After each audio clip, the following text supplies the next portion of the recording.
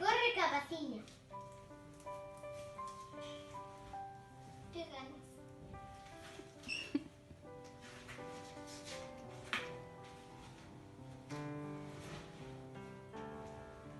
Era unha vez unha velliña que vivía nunha casa da aldea. Un día recibiu unha carta. A neta ía casar e quería invitala á boda. A avoa puxose tan contenta que botou a andar axiña para non chegar tarde.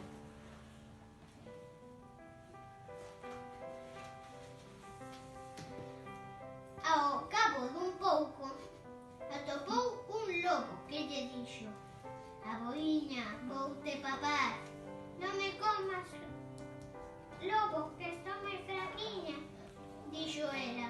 "Vou á boda da miña neta, cando volva estarei máis gorda". O lobo pensou que a velliña era todo osos e deixouna ir. "Pois vai, que aquí te espero". Algo máis adiante, a avoa atopou un oso que lle dixo: "Aboiña, voute papar, non me comas, oso, que estou moi fraquiña. Vou á boda da miña neta, cando volva estarei máis gorda". O oso pensou que a velliña era todo coiro e deixouna ir. "Pois vai, que aquí te espero".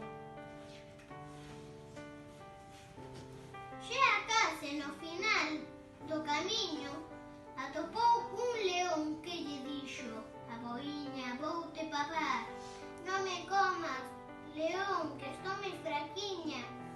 Vou á boda da miña neta, cando volva estarei máis gorda". O león pensou que a velliña era todo aire e deixouna ir. "Pois vai, que aquí te espero". A velliña chegou á casa da neta e, asustada, contoulle o que pasara. A neta díxolle que non se preocupase e, como era tarde, foron a dormir. Ao día seguinte celebraron unha boda con unha festa rachada. Cando chegou a hora de volver para casa, a avoa lembrou as 3 feras que estaban gardando no camiño e entroulle o medo. Entón a neta foi correndo á horta, cortou a cabaza máis grande que atopou e abriulle unha porta pequerrecha. A velliña meteuse dentro da cabaza e a neta botouna a rodar polo camiño.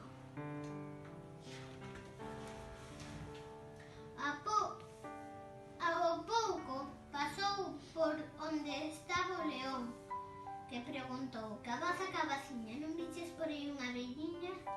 A voz desde dentro respondeu: "Non vin vella, nin velliña, nin velliña, nin vellón. Corre, corre, cabaciña, corre, corre, cabazón".